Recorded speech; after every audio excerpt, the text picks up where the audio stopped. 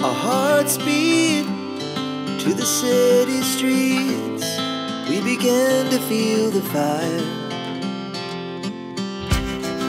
We rise like tall buildings as the chemicals they take us higher. The night's young. हम सभी चाहते हैं कि हमारा घर बिल्कुल साफ, सुंदर और चमकता रहे, लेकिन इसके लिए हमें ज़्यादा काम करने की नहीं बल्कि घर को ऑर्गेनाइज रखने की ज़रूरत होती है। अगर एक घर में सारा सामान अपनी फिक्स जगह पर और सही तरीके से रखा होता है तो वहाँ पर काम करने का टाइम तो कम होता ही है, उसके साथ ही और भी बहुत सारे फायदे होते हैं। लेकिन इन सब की शुरुआत कहाँ से करें, तो आज के इस वीडियो में मैं आपके साथ कुछ चीज़ें शेयर कर रही हूँ कि मैं किस तरह से अपने घर में चीज़ों को ऑर्गेनाइज करके रखती हूँ। एक दिन में कभी भी कोई घर ऑर्गेनाइज नहीं हो सकता, तो इसके लिए हमें थोड़ा सा पेशेंस रख के शुरुआत करनी होती है। आप शुरुआत कर सकते हैं एक रूम से, घर के किसी भी कोने से या क्लोजेट से, ड्रॉर से। ये बिल्कुल आपके ऊपर होता है कि आप कहाँ से शुरू करना चाहते हैं। और जब हम ये छोटा छोटा ऑर्गेनाइजेशन करते हैं ना, तो अपने आप हम मोटिवेट होते जाते हैं। तो वहाँ से शुरुआत करिए जहाँ से आप शुरू करना चाहते हैं अपने घर का ऑर्गेनाइजेशन। हम सभी के घरों में ना बच्चे जब छोटे होते हैं तो इस तरह के सॉफ्ट टॉयज बहुत सारे होते हैं जो कि बच्चे पूरे घर में फैला के रखते हैं। तो मुझे ना कुछ ऐसा ऑर्गेनाइजर चाहिए था जिससे ये टॉयज रखने में भी सुंदर दिखें और पूरे घर में भी फैले ना रहें।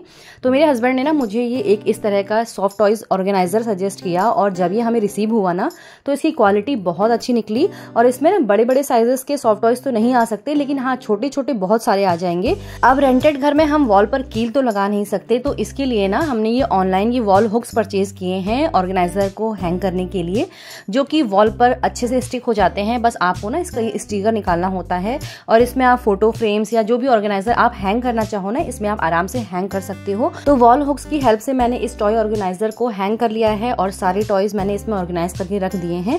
तो ये ना ऑर्गेनाइजर वॉल पर लगाने पर वॉल भी इससे बहुत सुंदर दिखने लगी। ये ऑर्गेनाइजर आपको अमेजॉन, फ्लिपकार्ट पर आसानी से मिल जाएगा। और कैसे लगा आपको ये आइडिया मुझे कॉमेंट में जरूर बताइएगा। To the city streets, we began to feel the fire. हमारे घर में ना बहुत सारे डॉक्टर के प्रिस्क्रिप्शंस होते हैं, सामान के बिल होते हैं, बहुत सारे इंपॉर्टेंट डॉक्यूमेंट्स होते हैं, सर्टिफिकेट्स होते हैं, जिनको मैं कुछ इस तरह की फाइल्स में ऑर्गेनाइज करके रखती हूँ। मेरे हस्बैंड की और मेरी, हम दोनों की ही अपनी अलग अलग फाइल्स हैं। और ना ये इस तरह का ये बैग बहुत ही अच्छा है, ये पेपर को ऑर्गेनाइज करने के लिए ही है। इस बैग के अंदर ना बहुत सारी स्पेस है, तो बहुत सारे पेपर्स और डॉक्यूमेंट्स इसमें आराम से आ जाएंगे। तो आप भी ना अपने पेपर का मैनेजमेंट जरूर कीजिए। आप इस तरह के फोल्डर्स जरूर बनाइए अपने सारे पेपर्स के लिए, डॉक्यूमेंट्स के लिए, ताकि आपको जब भी जरूरत हो तो कोई भी पेपर आपका मिस ना हो।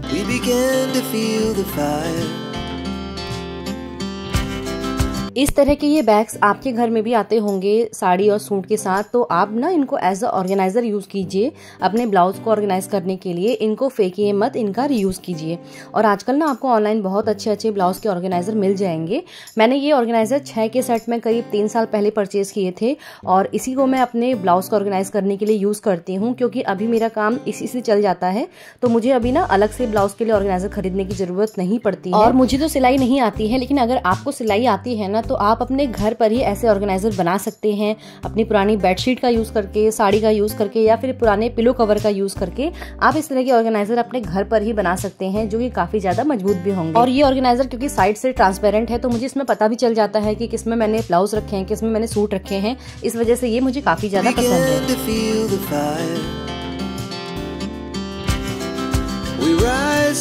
रिसेंटली हमने ना अपना घर शिफ्ट किया है, तो हमारे घर में वॉश बेसिन एरिया के पास ना टॉवल रखने के लिए टॉवल रॉड या होल्डर कुछ भी नहीं था। तो हमने ना ऑनलाइन ये टॉवल होल्डर परचेज किया है, जो कि सेल्फ एडहेसिव है। ड्रिलिंग की आपको जरूरत नहीं पड़ेगी। 2 के सेट में हमने ये मंगाया था। एक मैं इसका यूज किचन में कर रही हूँ। काफी अच्छे से ये वॉल पे या टाइल पे स्टिक हो जाते हैं, और इस तरह आप हुक्स में इस टॉवल होल्डर को सेट कर सकते हैं। काफी अच्छा लगा मुझे, ये काफी काम की चीज है। आप चाहो तो आप भी इसको मंगा करके अपने किचन में भी इसका यूज कर सकते हो टॉवल को हैंग करने के लिए। हमारे पास ना बहुत सारा ऐसा सामान होता है जो कि वार्डरोब में काफी स्पेस लेता है। जैसे कि बैंगल्स, ज्वेलरी, कॉस्मेटिक्स का सामान। और हम अगर इनको वार्डरोब में रखते हैं तो वार्डरोब में ये काफ़ी स्पेस लेते हैं, जिससे कपड़ों को रखने में दिक्कत होती है। तो मैं ना इस तरह की एक बास्केट का यूज़ करती हूँ। इसमें मैंने अपनी शादी की सारी ज्वेलरी, बैंगल्स, कलीरे, गजरा, चूड़ियाँ सब इसी बास्केट में मैंने ऑर्गेनाइज करके रखे हैं। इसमें ना काफ़ी स्पेस है तो इसमें काफ़ी सारा सामान इसमें आ भी जाता है।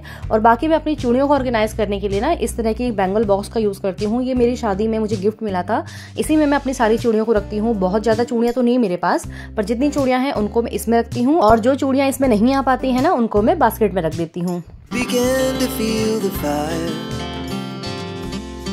घर को ना जो सबसे ज्यादा गंदा दिखाते हैं वो है फैले हुए कपड़े। तो जब भी कभी आपका मन ना हो ना कपड़ों को फोल्ड करने का, आयरन करने का, रखने का, तो इसके लिए आप ना कोई भी खाली बास्केट या बिन अपने रूम में रखिए। जब भी आपका मन ना हो कपड़े प्रेस करने का तो आप ना इसमें भरकर रख दीजिए।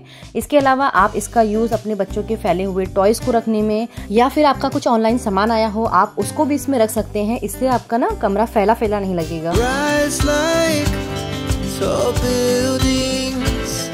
बच्चों की चीज़ों को ऑर्गेनाइज करने के लिए ना आप इस तरह की बास्केट्स का या ट्रे का भी यूज़ कर सकते हैं।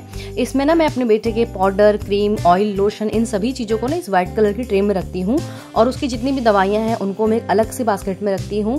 इन सभी दवाइयों के बारे में मुझे पता है कि कौन सी लूज मोशन की है, कौन सी फीवर की है। और इसके अलावा मैं इन मेडिसिन को ना बीच बीच में चेक भी करती रहती हूँ कि कहीं कोई मेडिसिन उसकी एक्सपायर तो नहीं हो गई है, और जो मेडिसिन एक्सपायर हो जाती है उसको मैं फेंक देती हूँ। कहने का मतलब ये है कि आपको जिस तरह से सही लगता है आप उस तरह से अपनी चीज़ों को ऑर्गेनाइज करिए। ऐसे ऑर्गेनाइज कीजिए कि जब भी आपको उसकी जरूरत हो तो वो चीजें आपको आसानी से मिल जाए।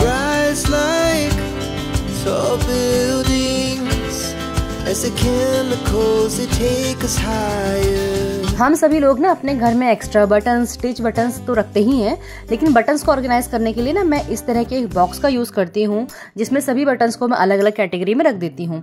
मैं तो सिलाई नहीं करती हूँ, लेकिन अगर आप लोग सिलाई करते हैं और अपने पास बहुत सारे बटन्स रखते हैं तो ये ऑर्गेनाइजर ना आपके बहुत काम आने वाला है।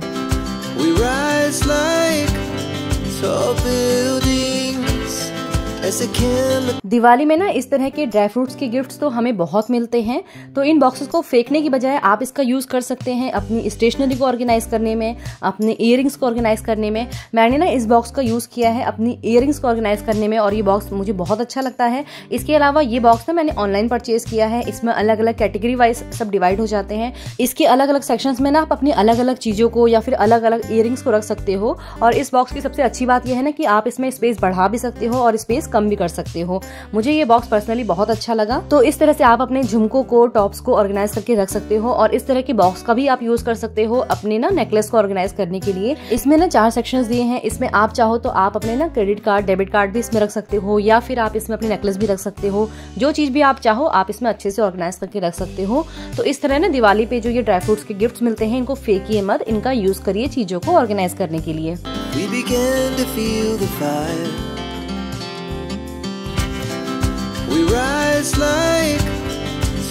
तो इस तरह से हम अपने घर को ऑर्गेनाइज करके रख सकते हैं। तो वीडियो अगर आपको पसंद आया हो तो उसे लाइक, शेयर जरूर करिएगा, और सब्सक्राइब करना बिल्कुल मत भूलिएगा।